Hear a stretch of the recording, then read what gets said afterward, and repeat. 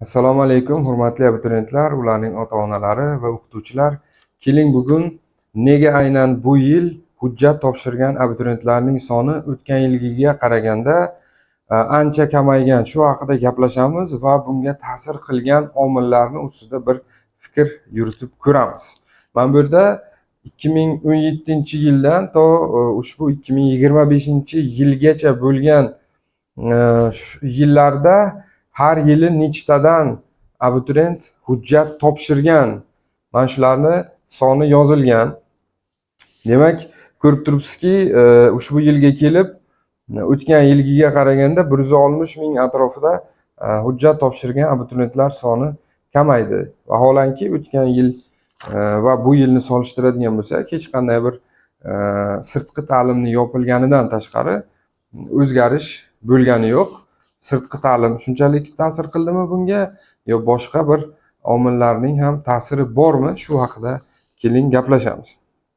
Birinchisi, ko'p joyda eshityapman, частный universitetlarning ko'paygani, ularda kvota soni ko'paygani sababli bu yilgi hujjat topshirgan abituriyentlarning soni kam deyishyapti.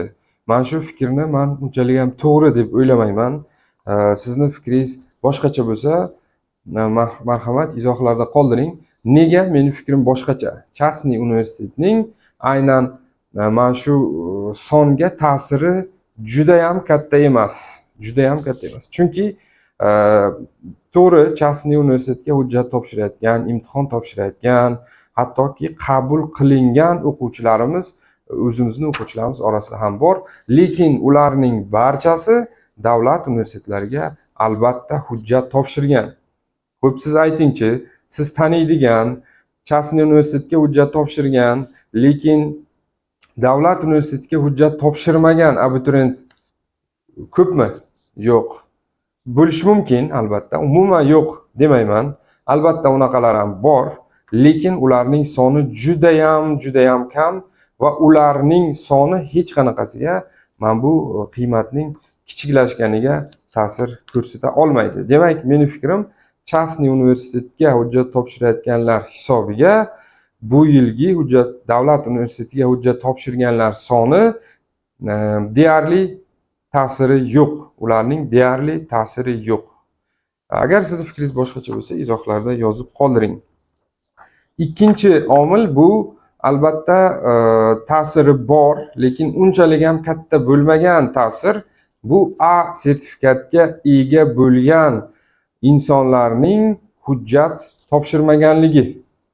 Demak, mana shu yildan boshlab qaysi fandan sizda A sertifikat bo'lsa, demak siz shu fandan hech qanaqasiga imtihonda savol yecha olmaysiz. Mana o'zim masalan o'tgan yil ham, undan oldingi yil ham imtihonga kirganman. Sababi, kirishimdan bitta sabab bu savollar bilan tanishish. O'tgan yil ham, undan oldingi yil ham menda A sertifikat bor edi, 100%lik.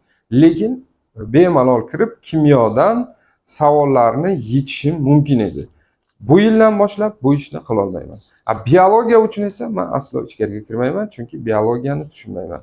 Faqat va faqat ximiya uchun kirardim. Majburiy fanlar uchun ham kirish bu aqlga sig'maydi. Shu uchun A sertifikatga ega bo'lgan asosan o'qituvchilar yoki 10-sinflarni ichida bo'lishi mumkin, qiziqib imtihonga kirmoqchi bo'lganlar bu yil hech qanaqasiga, demak, endi imtihonga kira olmaydi. To'g'ri, ularning soni juda ham katta emas.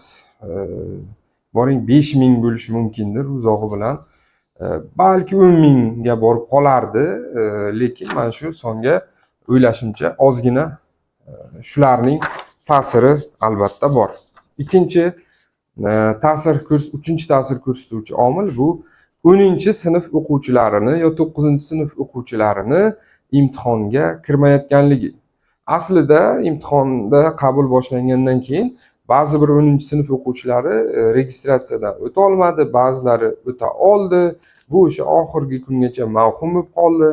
Kira oladimi o'quvchilar 10-sinf, 9-sinf yoki kira olmaydimi? Men shunga hech kim bir aniq javob bera olmadi. Shu orada ba'zi bir, o'ylashimcha, katta qismi 10-sinflarni hujjat topshirishdan o'zini tiyib turdida ulgurmay qoldi, esidan chiqib qoldi, unchalik e'tibor bermay qoldi shunga.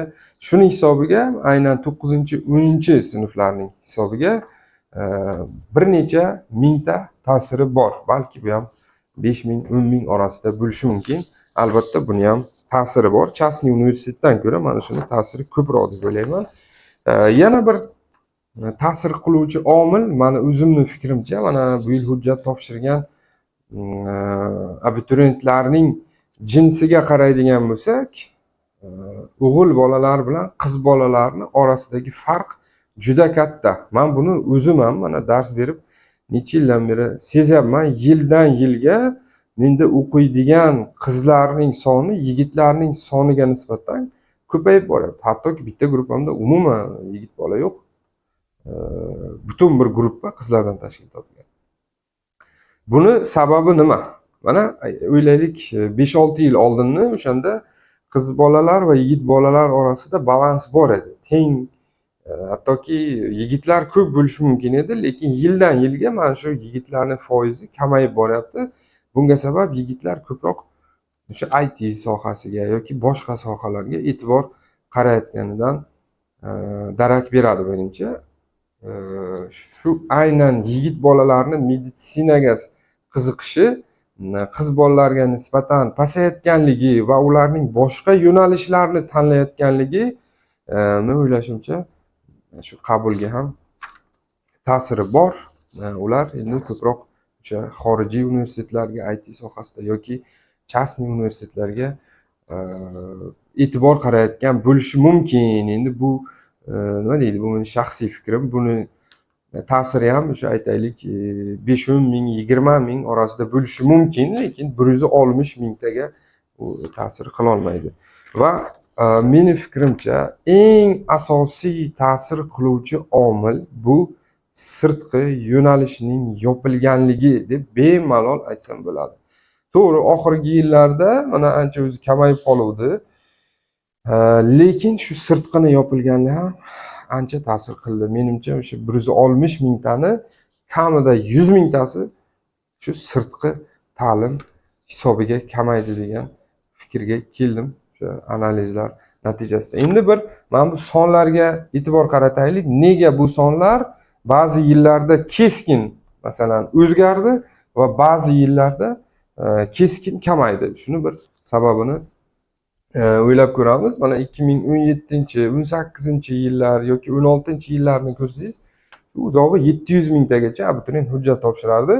2019-yilga kelib birdaniga mana 675 mingtadan 1 milliondan oshyapti. Ya'ni bu yerdagi farq u 100 ming, 200 ming emas, qariyb 400, 300 ming, 350 mingtani tashkil qilyapti aytaylik. 325 ming, 350 mingga. 350 mingga yaqin. Xo'p, buni birinchi sababi menimcha sirtqi ta'limni mana shu yili ochilganligi. Bu bir. Ikkinchi sababi aynan 2019-yildan boshlab abituriyentlar birdaniga 3 ta fakultetni tanlash imkoniyatiga ega bo'ldi. Bu juda katta progress bo'ldi bizni aynan shu ta'lim tizimimizda va shuni hisobiga juda ham keskin o'zgardi. 350 mingta o'zgarishi bir yilning ichida. Bu juda katta o'zgarish. Endi bizda bilasizlar, ko'p kishi o'ylamasdan fikrlayveradi. Masalan, 3 ta yo'nalish tanlash imkoni berildi, endi hamma o'qishga kiradi yoki bu yil savollar oson bo'lar ekan, hamma o'qishga kiradi degan gaplarga ko'p kishi ishonib yuradi. Bu hammasi noto'g'ri aslida. Mana shu yolg'on gapga ishonib, ya'ni yolg'on emas, mantiqsiz gapga ishonib ko'p kishi hujjat topshirdi va keskin ortdi. Undan keyin qarang, yana 400 mingtaga ortyapti. Bir yilning ichida 350 mingta, keyingi yilda 400 mingtaga ortyapti. Buni sababi nima deb so'rasak, aynan 2020-yil, bu eslaringizda bo'lsa, karantin payti edi. Deyarli hech kim martdan keyin imtihongacha to'g'ri shug'ullanmadi. Shuni hisobiga savollar osonlashtirildi va 2 ta fandan imtihon topshirildi, bor yo'g'i 2 ta asosiy fandan qo'shimcha fanlar yo'q edi. Mana shu yerda ham ko'pchilik mantiqsiz bir gapni o'ylab topdi. Bu yil savollar oson bo'lar ekan, hamma kirib ketar ekan. Bu yil ikkita fandan imtihon topshirar ekanmiz, hamma kirib ketar ekan degan bir mantiqsiz gapga ko'p kishi shuni gapirdi. Bu bo'lmagan gap. Savol oson bo'ladimi? Ikkita fan bo'ladimi? Bitta fan bo'ladimi? Yo 100 ta fan bo'ladimi? Hech qanaqasiga hamma o'qishga kira olmaydi. Misol uchun, mana o'tgan yili meditsinaga butun respublika bo'yicha o'zbek tilida 107 mingta odam hujjat topshirgan. 107 mingta odam meditsinaga hujjat topshirgan. Lekin butun respublika bo'yicha qabul 7 mingga yaqin bo'lgan. Keling mana ligotniklar bilan, boshqalar bilan, xotin-qizlar, boshqasi bilan birgalikda aytaylik, bu 10 mingta bo'lsin. 10 mingta odam qabul qilingan bo'lsa agar, 107 mingta odamdan ularning 97 mingtasi o'qishga kira olmagan. Bir ikkita joyda ballari teng bo'lib aytaylik kirgan bo'lsa ham 95 mingtasi ularni o'qishga kira olmagan. Kelingki mana 5 mingtasi super kontrakt qilgan bo'lsa va 5 mingtasi частный yo 10 mingtasi частный universitetga o'qiyotgan bo'lsa, 80-85 ming atrofida o'tgan yili meditsinaga hujjat topshirganlarning 85 mingtasi hech qayerda o'qimayapti. Balki ularning kattaroq qismi qaytib tayyorlanayotgandir. Balki ularning yarmidan ko'pi umuman o'qimaslikni tanlagandir. Bu endi bizga qorong'u, lekin men shuni aytmoqchimanki, mana 110 mingtadan 85 mingtasi deylik, endi plus minus taxminlar bo'yicha hech qayerda o'qimayapti. Savol oson bo'lardimi, savol qiyin bo'lardimi? Hech qanaqasiga hamma o'qishga kira olmaydi. Savollar oson bo'lishi bu shunchaki o'rta darajali o'quvchi bilan kuchli darajali o'quvchini orasidagi farqni qisqartiradi. Xolos, baribir savol oson bo'ladimi, qiyin bo'ladimi, eng kuchli o'quvchilar o'qishga kiradi, azizlar. Hamma o'qishga kirishi mumkin emas, chunki bizda kvota hali ham chiqmagan, lekin kvota degan narsa bor. Limit bor bizda. Qabul soni chegaralangan. 1000 tami 1000 ta qabul qiladi. Nari borsa 1100 ta qabul qilishi mumkin, 1050 ta qabul qilishi mumkin agar o'sha oxirgi o'rindagilarni aytaylik ballari teng bo'lib qolgan bo'lsa yoki 1-2 ball yetmaganda qo'shimcha pul berib o'sha o'ringa egalik qilsa, nari borsa yana 10%, 15% miqdorda qo'shimcha qabul qilish mumkin, lekin hech qanaqasiga hamma o'qiy olmaydi. Aynan 2020-yilda shunaqa legenda yurdi desak ham bo'ladi. Ikkita fandan bo'ladi, oson bo'ladi savollar. Men bemalol o'qishga kirishim mumkin. To'g'ri, taxmin orqali kimlardir, qaysidir juda past balli fakultetlarga kirgan bo'lishi mumkin. Bu aytayapman-ku, savollar oson bo'lishi bu kuchsiz yoki o'rta o'quvchi yoki kuchli o'quvchilar orasidagi farqni qisqartiradi, xolos. Boshqa hech qanaqasiga umuman tayyorlanmagan o'quvchi uchun savol oson bo'ladimi, savol qiyin bo'ladimi, umuman farqi yo'q. U hech narsani bilmaydi, aytaylik kimyodan. U tayyorlanganmi, tayyorlanmaganmi, u faqat o'sha kirib taxmin qilib chiqadi, o'shaning hisobiga kirish mumkin. Azizlar, taxmin qilganda u savolni osonligi yo qiyinligi hech qanday bir ahamiyatga ega bo'lmay qoladi. Demak, aynan shuni hisobiga, karantinning hisobiga 2020-yilda qabul hozirgi paytgacha bo'lgan rekord natijani qayd qilgan. Qariyb 1,5 million odam hujjat topshirgan. Aytaylik, o'sha paytda 35 million aholimiz bo'lgan bo'lsa, 35 million aholidan 1,5 millioni o'qishni xohlagan. Bu juda ham yaxshi aslida. O'sha yilda nechta bitiruvchi bo'lgan, maktab bitiruvchilari shuni bir qiziqish kerak. Menimcha mana bu sondan ancha kam o'quvchi, 1 millionga ham yetmagan bo'lsa kerak maktab bitiruvchilari. Bu degani mana shu 3 ta yo'nalish tanlangandan keyin, sirtqa ochilgandan keyin birinchi yilda qolib ketganlar ba'zilaridan eshitib kirish mumkin ekan, sirtqi qabulda o'qish mumkin ekan degan fikrda aynan 20-yil o'sha imkoniyatdan foydalanib juda ham katta aholi demak hujjat topshirgan. Ularning ichida aytish mumkinki yarmidan ko'pi o'sha aynan oldinlari maktabni tugatgan, ba'zi joylarda ishlayotgan, ish stajiga ega bo'lgan insonlar bo'lishgan, yoshi kattalar mana shular aynan hujjat topshirib mana shu sonni juda keskin orttirishgan. Buni sababi shu. Keyingi yilda mana ko'rib turibmizki, mana 5 ta yo'nalishga o'tdik. Endi 5 ta fakultetni tanlash mumkin. Shunga qaramasdan bizda qabul yana qaytib 500 mingtaga kamaydi. Bir yilning ichida mana 400 mingtaga ortib, qaytib 500 mingtaga kamayyapti qabul soni. Hujjat topshirganlar soni. Endi buni sababi o'sha ko'pchilik kirib ko'rdi 20-yilda. Taxmini masalan o'xshamadi, baribir o'qiganlar o'tib ketdi. Sirtqiga kirganlar kirdi. Bir qism qolganlari albatta topshirdi. Shuning hisobiga bu 700 emas, 948 va shuning hisobiga anchaga endi hujjat topshirdi. Esimda o'sha 2020-yili hamma deyarli o'sha 18 yoshdan 30 yoshgacha bo'lganlar deyarli hujjat topshirib bir omadini sinab ko'rgandi. Xo'p, 21-yilda endi mana baribir kamaydi. Undan keyingi yilda nega ortdi degan sababga yana to'xtalsak, mana shu yildan boshlab 2022-yildan boshlab sirtqi qabul ko'paydi. Ya'ni kvotalar soni ancha ko'paydi.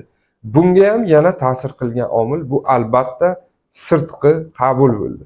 Qolgan yillar mana ko'rib turibmiz, yana o'z tempida kamayib borib 2025-yilda 732 mingtani tashkil qilyapti. Bu keyingi yilda 650 mingtadan ko'paymasligi aniq. Chunki o'sha yana eslaganimiz bo'yicha insonlar tushunishni boshlayaptiki, hujjat topshirishga topshirasan-u, lekin baribir o'qishga kim kiradi? O'qigan kiradi. Yaxshi o'qigan kiradi. O'sha aytaylik biz 700 ming kishi hujjat topshirdi, lekin ularning 732 mingtasi ham, 730 mingtasi ham tayyorlanmayapti-yu, to'g'rimi? Tayyorlanayotganlar nechta bo'lishi mumkin? 200 mingtadir, 300 mingtadir, kelinki mana 500 mingtadir, lekin bu 500 mingta bo'lishiga ham ishonmayman. Mana shularning ichidan eng kuchlilari albatta o'qishga kiradi. Ba'zi past joylarda bitta ikkita tayyorlanmaganlar taxmin hisobiga adashib kirib qolsa ham xursand bo'lib yurishibdi, lekin o'shani ham hozir DTM imkonsiz qilib qo'ydi. Meni fikrlashim bo'yicha, mana men 2 yildan beri testga kirgan bo'lsam, 2 ta yilda ham 30 tadan 30 ta yechganman ximiyadan. Shunda bir qiziq holatga duch keldim. Yechib bo'lgandan keyin javoblarimni faqat ximiyani bo'yab chiqqanman. Qaysi nechtasi to'g'ri, nechta harfdan nechtaligiga e'tibor berganman 2 yildan beri. Bu A, B, C, D 4 ta variantdan har birini DTM ataylab shunaqa qilyaptiki, 7 7 8 8. Ya'ni qaysidir 2 ta harf 7 tadan, qaysidir 2 ta harf 8 tadan. Endi bilmadim, ba'zilarda balki 9 ta chiqib qolgandir, lekin hech qanaqasiga hozir bitta harf 9 tadan yo aytaylik mayli 10 tadan ko'p chiqmaydi. Bu nimaga olib keladi? Bu ana shu taxmin uchun kirganlar hech qanaqasiga 56 ballni ham ola olmaydi degani. O'sha 4 dan birini oladi bo'ldi 189 ni. Yana bir ikkita savolni aytaylik majburiy fanlardan baribir bitta ikkitasini o'zi yechish mumkin. O'shani hisobiga sal orttirib 50 ballga yaqinlashishi mumkin. Mana shuni biz o'tgan yil bekorga bo'lmadi. O'tgan yil 894 mingta odamning 50% dan ko'prog'i 56 ballni ham yig'a olmadi. Bu o'zidan o'zi birdaniga bo'lib qolgan narsa emas. Chunki DTM savollarni, variantlarni teng taqsimlayapti. Mana shu teng taqsimlagani uchun hech kim taxmin qilib 56 balldan yuqori ola olmayapti. Bu yil ham, undan keyingi yil ham shunaqa bo'ladi va insonlar tushunishi kerak edi buni ancha oldin. Endi tushunib oladi. O'qimagan o'qishga kira olmaydi. Mana minimal ballarni ham sal ko'tarib qo'yapti. Meditsinada 90 dan oshirib, boshqa joylarda ham sal oshirib 70. Bu degani hech qanaqasiga sen tayyorlanmasang, sen taxmin orqali hech qanaqasiga o'qishga kira olmaysan degani. Buni tushungan aholi endi sekin-sekin tayyorlanmasa hujjat topshirmay qo'yaveradi. Natijada mana bu son endi sekin-sekin bir ma'lum bir miqdorda kamayib boraveradi bir necha yil. Keyin ma'lum bir songa kelib to'xtaydi bir xil. Masalan 500 ming yo 552 ming inson hujjat topshiradigan bo'ladi va bu narsa yildan yilga o'zgarishsiz qoladi keyin. Bir xil tempda ketadi. 550 ming, 550 ming yoki 600 ming atrofida to'xtasa, 600 ming atrofida bir xil. O'zgarish ya'ni juda katta bo'lmaydi. Yildan yilga o'xshab mana bu narsani ko'rgan odam aqldan ozishi mumkin. Birdaniga 400 mingta ortadi, keyin birdaniga 500 mingta kamayadi. Bu normal holat emas. Mana bu sal normal holatga o'xshayapti. Mana bu sekin tushadi. 650 mingga aytaylik meni taxminim. Keyin o'sha 650 ming har yil o'rtacha plus minus 50 ming deylik hujjat topshiradigan bo'lib qoladi. Xo'p, o'z fikrlarim bilan bo'lishdim. Qabul hujjat topshirganlar nega bunchalik kamligini agar tushuntira olgan bo'lsam, yordamim tekkan bo'lsa xursandman. Agar qanaqadir savollaringiz bo'ladigan bo'lsa, Telegram kanalimga o'tib, o'sha yerda savollaringizni qoldirishingiz mumkin. Albatta, qo'ldan kelgancha javob beramiz. Bundan keyingi videomizni aynan o'sha imtihonga kiruvchi abituriyentlarga motivatsiya berish uchun ba'zi bir o'qituvchi sifatida aytadigan gaplarimiz bor. Agar mana shu videomiz yaxshi prosmotrga ega bo'lsa, keyingi videomizni albatta YouTube kanalimizga joylaymiz. E'tiborlaringiz uchun rahmat. Salomat bo'linglar.